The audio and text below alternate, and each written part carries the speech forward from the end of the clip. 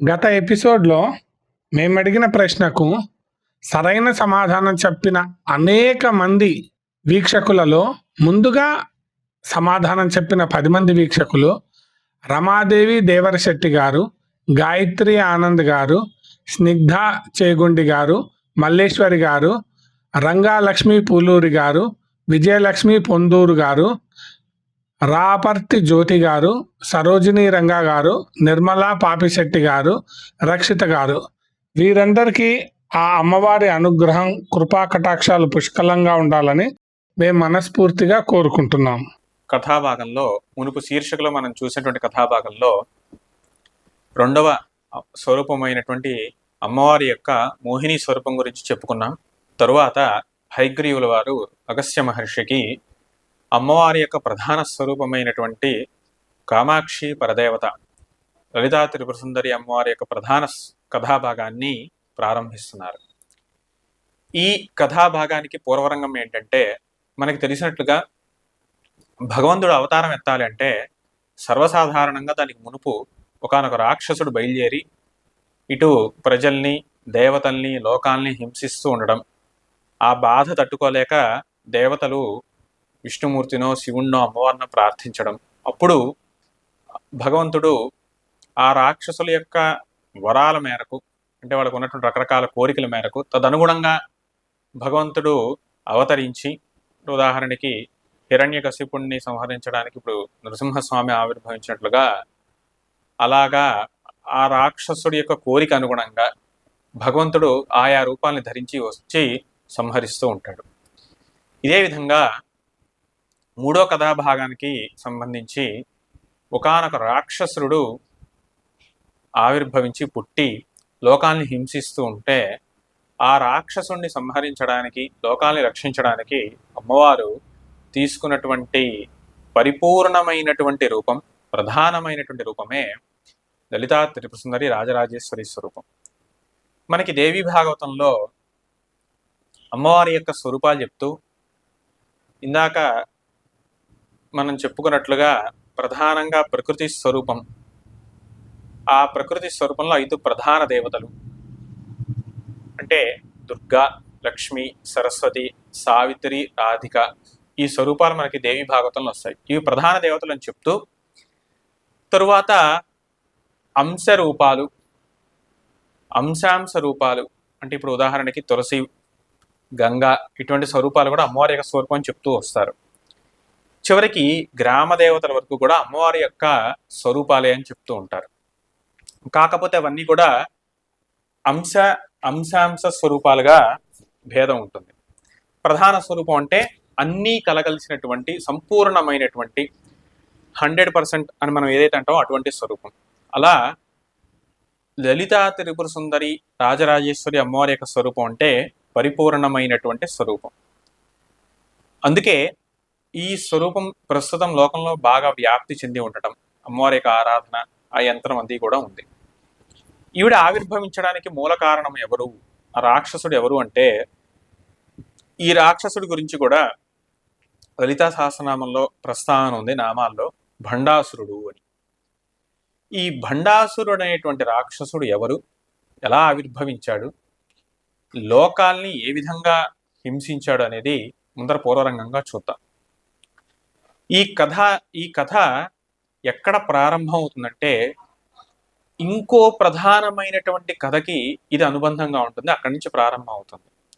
అంటే మోహిని స్వరూపం క్షీరసాగర మథనానికి సంబంధించినట్లుగా ఈ భండాసురుడి యొక్క ఆవిర్భావం, ఈ రాక్షసుడు పుట్టడం ఇంకో కథకి సంబంధించింది. ఇది ఏ కథకి సంబంధించింది అంటే, ఇది శివపురాణంలో మనకి ప్రసిద్ధిగా ఉన్నటువంటి సతీదేవి యొక్క చరిత్ర. అంటే శివుని యొక్క భార్యగా ఉన్నటువంటి అమ్మవారు సతీదేవి, ఆవిడ దక్షుడి యొక్క యాగానికి వెళ్ళి ఆవిడ అక్కడ అవమానం పొంది ఆవిడ శరీరాన్ని విడిచిపెట్టడం, తరువాత ఆవిడే పార్వతీదేవిగా ఆవిర్భవించడం. పార్వతీదేవిగా ఆవిర్భవించినప్పుడు శివుడు హిమాలయ పర్వతాల్లో తపస్సు చేసుకుంటూ ఉండడం, అప్పుడు అక్కడ పార్వతీదేవి హిమవంతుని కూతురిగా ఉండి శివుడి యొక్క తపస్సుకు సహకరించమని హిమవంతుడు చెప్పగా ఆవిడ శివుడికి పరిచర్య చేస్తూ ఉండడం, అప్పుడు ఆ సమయానికే ఆవిర్భవించి ఉన్నటువంటి ఇంకో రాక్షసుడు తారకాసురుడు అనేటువంటి వాడు లోకాల్ని బాధ పెడుతూ ఉండడం. ఆ రాక్షసుడు తెలివిగా శివుడు ఇప్పుడు వైరాగ్యంలో ఉన్నాడు కాబట్టి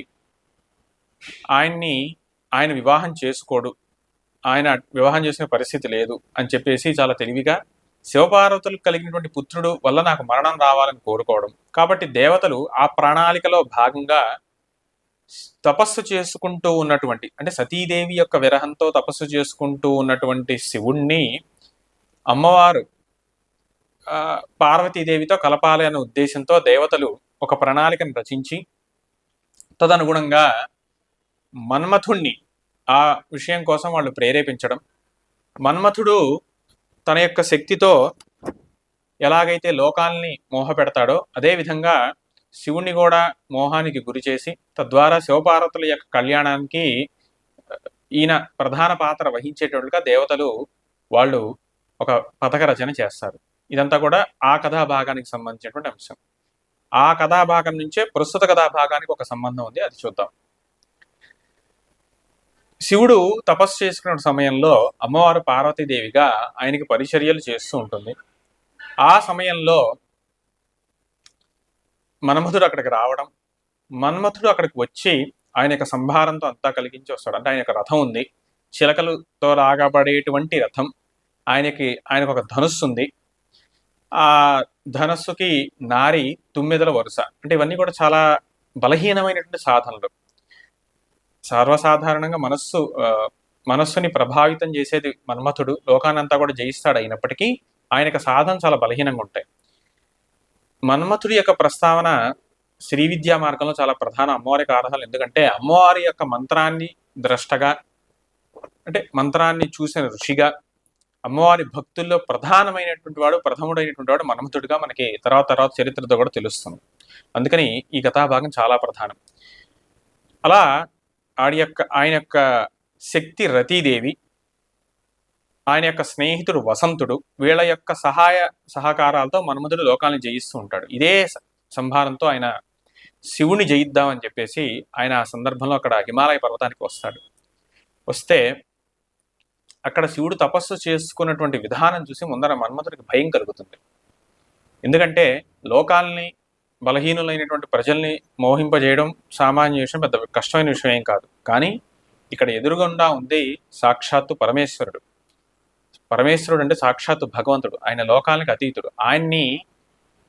ఆయన సృష్టిస్తే వచ్చినటువంటి బ్రహ్మదేవుడు, ఆయన సృష్టిస్తే వచ్చినటువంటి మన్మథుడు, వీళ్ళ అంటే తన తర్వాత తన శక్తిలో ఒక భాగాన్ని తీసుకుని వచ్చినటువంటి దేవతలు, వీళ్ళు ఆయన ఏం చేయగలుగుతారు? పైగా శివుడు అంత మహోన్నతంగా ఉగ్రంగా ఆయన తపస్సు చేసుకున్న విధానాన్ని చూసి మన్మథుడు భయపడతాడు కూడా. కాకపోతే ఒప్పుకున్న కార్యం, ఇంద్రుడు అడిగితే మన్మథుడు ఒప్పుకున్నాడు, దేవత కార్యం ఇంకా చేసేది ఏదీ లేదు, తప్పదు. కాబట్టి అక్కడ మన్మథుడు శివునిపై బాణప్రయోగం చేస్తాడు. పుష్పబాణాలు ఉంటాయి, మన్మథుడికి పుష్పబాణాలు ఉంటాయి, ఆ బాణప్రయోగం చేస్తాడు. ఎప్పుడైతే ఆ బాణప్రయోగం చేశాడో శివుడు గ్రహిస్తాడు, మన్మథుడు నా మీద దురుద్దేశంతో, అంటే నన్ను గెలవాలి, నన్ను మోహపరచాలన్న ఉద్దేశంతో మన్మథుడు బాణప్రయోగం చేశాడని గ్రహించి శివుడు ఆగ్రహించి తృతీయ నేత్రం, తన యొక్క అగ్నినేత్రాన్ని తెరిచి తద్వారా మన్మథుడిని భస్మం చేస్తాడు. ఈ కథాభాగం మనందరికీ తెలిసిందే. ఇక్కడ వరకు ఉన్నటువంటి కథాభాగం మనందరికీ తెలిసిందే. ఇక్కడ నుంచి ఈ భండాసుడి యొక్క వృత్తాంతం ప్రారంభమవుతుంది. అక్కడ మన్మథుడి యొక్క దేహం కాలిపోతుంది, భస్మం అయిపోతుంది. రతీదేవి దుఃఖపడుతుంది. దేవతలు హాహాకారాలు చేసి అయ్యో ఏమిటి ఇలా అయిందని వాళ్ళు ఈ రోజుల్లో చెప్పండి ఒక టెన్షన్ గురై వాళ్ళు వెళ్ళిపోతారు. శివుడు అక్కడి నుంచి వెళ్ళిపోతాడు, పార్వతీదేవుడు అక్కడి నుంచి. ఇలా వాళ్ళు అనుకున్నటువంటి ప్రణాళిక ఫెయిల్ అవుతుంది. ఆ భస్మం కుప్ప అలా ఉండిపోతుంది, మన్మథుడిని దహిస్తాడు ఆ కుప్ప. ఇక్కడ శివుడి యొక్క సేవకులలో ఎవరైతే ప్రమథగణాలు అంటారో వాళ్ళల్లో ఒక ఆయన, చిత్రకర్మ అనేటువంటి ఆయన వచ్చి ఆ కాలిపోయి బూడిద కుప్పగా పడి ఉన్నటువంటి మన్మథుడి యొక్క దేహాన్ని నుంచి, అంటే ఆ బూడిద కుప్పని ఆయన ఏం చేస్తాడంటే దానికి ప్రాణం పోస్తాడు. ప్రాణం పోసి దాన్ని ఒక ఆకృతిగా ఒక పురుషుడిగా మలుస్తాడు. మలిచాక అంటే తను బూడిద కుప్ప నుంచి తయారు చేసుకున్నటువంటి వాడు కాబట్టి వాడి మీద అభిమానంతో అతనికి అంటే ప్రమథగణాలు కాబట్టి సహజంగా శివభక్తులు కాబట్టి అతనికి శక్తి రావాలని చెప్పేసి ఈ రుద్రమంత్రాలు అంటే ఈ నమ్మకం పంచాక్షరి ఉపదేశించి ఇవి నువ్వు చేసుకొని నీకు అద్భుతమైనటువంటి శక్తులు వస్తాయని చెప్పేసి చెప్తాడు. ఇది చూసినటువంటి బ్రహ్మదేవుడు ఏతచ్ఛ్రుత్వాతు చరితం ధాతా భండితి యదువాచ తతో నామ్న భండో లోకేషు కథ్యతే. బ్రహ్మదేవుడు ఒకానొక మనం తెలుగులో చెప్పాలంటే చేతరించుకున్నట్ట. చీచి ఏమిటి ఇలా అయిందండి, అదే భండ చీ అన్నట్లుగా తృణీకరించే వాక్యం అన్నమాట. అలా బ్రహ్మదేవుడు చేత చెప్పబడ్డాడు కాబట్టి ఆ రాక్షసుడు భండ అయ్యాడు. అయితే రాక్షసుడు ఎందుకు అయ్యాడు అంటే లౌకికమైనటువంటి తుచ్చమైనటువంటి కామానికి సంబంధించినటువంటి అక్కడ ఆ ప్రయోగం చేద్దామని మన్మథుడు ఎప్పుడైతే భావించాడో అది అసురభావం కాబట్టి దాన్ని దహించవేయాలి అన్న ఉద్దేశంతో పరమేశ్వరుడు తన యొక్క తృతీయ నేత్రంతో ఆ మన్మథుడిని దగ్ధం చేశాడు కాబట్టి ఆ కామానికి అసురభావం వచ్చి దాని నుంచి వచ్చినటువంటి వాడికి అసురభావం వచ్చింది. అందుకే భండాసురుడు అని పేరు పొందాడు ఆ రాక్షసుడు. అతడు దేవతా గణం కాదు, రాక్షస స్వభావం ఉంది కాబట్టి భండాసురుడు అని చెప్పేసి పిలువబడ్డాడు. ఈ విధంగా ఆ రాక్షసుడు ఆవిర్భవించాడు, శక్తియుక్తులు కూడా పొందాడు. ఎందుకంటే రుద్రమంత్రాలని ఉపదేశం పొందాడు, అవి సాధన చేసి గొప్ప శక్తియుక్తులు కూడా సాధించాడు భండాసురుడు. తరువాత భండాసురుడు యొక్క చరిత్ర ఏమిటి, భండాసురుడు తన యొక్క పరివారాన్ని ఎలా విస్తరింపజేసుకున్నాడు, ముల్లోకాల్ని ఎలా బాధించాడు అనేది తరువాత శీర్షికలో చూద్దాం. స్వస్తి. ఎంతో అద్భుతంగా సాగుతున్న ఈ ఎపిసోడ్ నుంచి ఒక ప్రశ్న. ప్రపంచాన్ని మొత్తం తన ధనుర్బాణాలతో ప్రభావితం చేసే మన్మథుడి యొక్క రథాన్ని లాగే ప్రాణి ఏది? ఈ ప్రశ్నకు సరైన సమాధానం తెలిసిన వారు కామెంట్ రూపంలో మీ సమాధానాన్ని తెలుపగలరు. ముందుగా తెలిపిన 10 మంది పేర్లను నెక్స్ట్ ఎపిసోడ్లో ప్రకటించడం జరుగుతుంది. శ్రీమాత్రే నమః. మన ఛానల్లో ప్రసారమవుతున్న అన్ని భక్తి కార్యక్రమాలు మరియు ఇతర కార్యక్రమాల లింకు మీ మొబైల్కి రావాలి అనుకుంటే డిస్క్రిప్షన్లో ఉన్న మా వాట్సాప్ గ్రూప్లో జాయిన్ అవ్వండి. అన్ని భక్తి కార్యక్రమాలు మిస్ కాకుండా వీక్షించండి. ఆ భగవంతుని కృపకు కరుణకు పాత్రులవ్వండి. మా కార్యక్రమాలను వాట్సాప్ గ్రూప్లోను, టెలిగ్రామ్ గ్రూప్లోను మరియు ఫేస్బుక్ పేజ్లోను కూడా వీక్షించవచ్చు.